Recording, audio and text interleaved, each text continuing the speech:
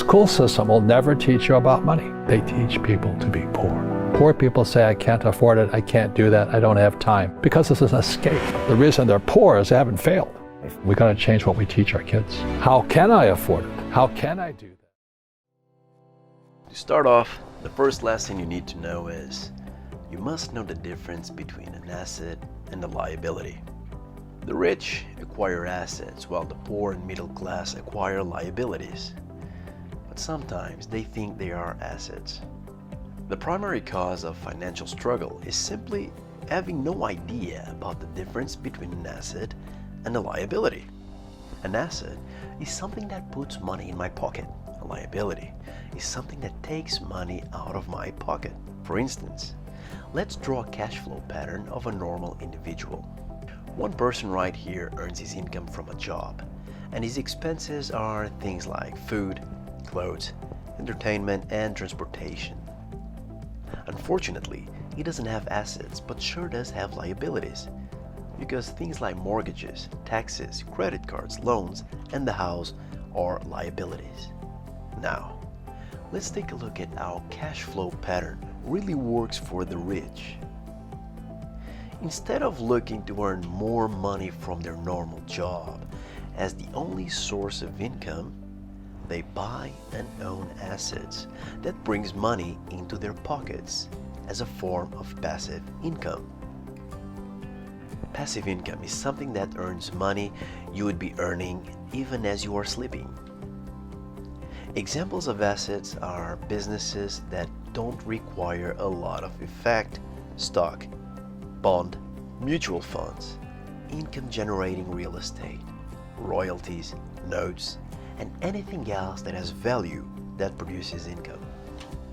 Unless you make a paradigm shift about what you do with your money, which is to buy actual assets, no matter how much income you earn from your jobs, you will just match it with your liabilities and expenses. Your friends might admire your new iPhone, new Mercedes, and you might look rich, but you will never actually become rich. Make sure what you earn goes mostly toward real assets, rather than liabilities that seem like assets. It absolutely blows my mind how people say, well, what if I lost money with the business, or the real estate, or the paper assets? They don't say the same thing about buying their newest iPhone or other digital products which will be worthless within a few years. I would rather lose all my money starting a business than losing it by buying yet another iPhone I don't need.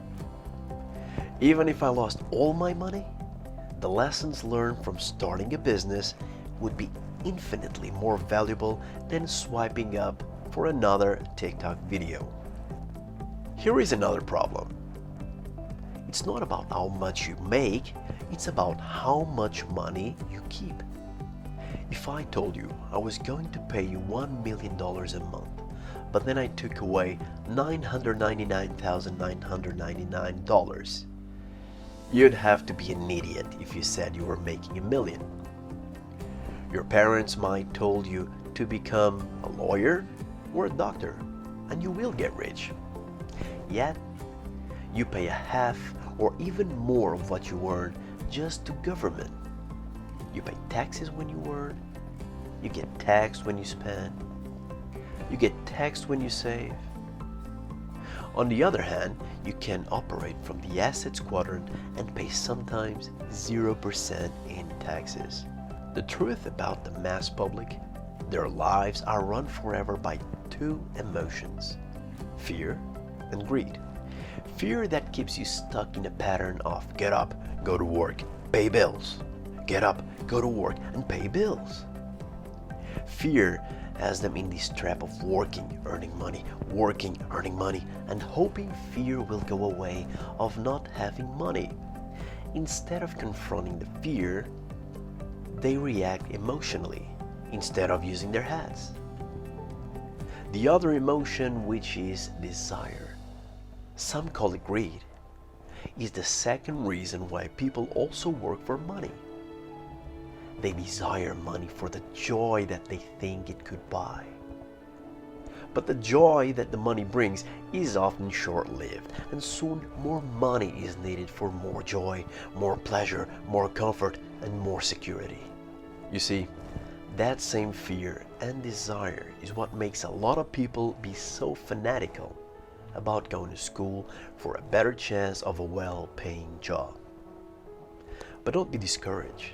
A diploma and a job are important, but it won't exactly handle that fear. To handle that fear, you need to learn the power of money. What are your superpowers again? I'm rich. Unfortunately, most schools don't teach this, and if you don't learn it, you're fated to be a slave of money. Ignorance of money can cause so much greed and so much fear that can lead you into constantly working, which is the biggest trap in almost everyone's life. Learn to use your emotions to think, not thinking with your emotions. Examples of emotional thinking are like, I need to get another job. I deserve a raise. I want this job because it is secured. Instead of clearly thinking, is there something I'm missing here? This is the reality. For most people, your profession is your income. But for the rich, the assets are their income. The rich are dedicated to investment and minimizing liabilities. So, when he has income that is greater than the expense with a balance reinvested into the asset column, the asset column continues to grow and therefore the income grows with it. If you want to be rich, this is all you really need to know and understand the most. For if I were to ask you about the definition of your wealth, if you would stop working today, how long can you survive? You might laugh at me and say I no longer work for money. Money works for me.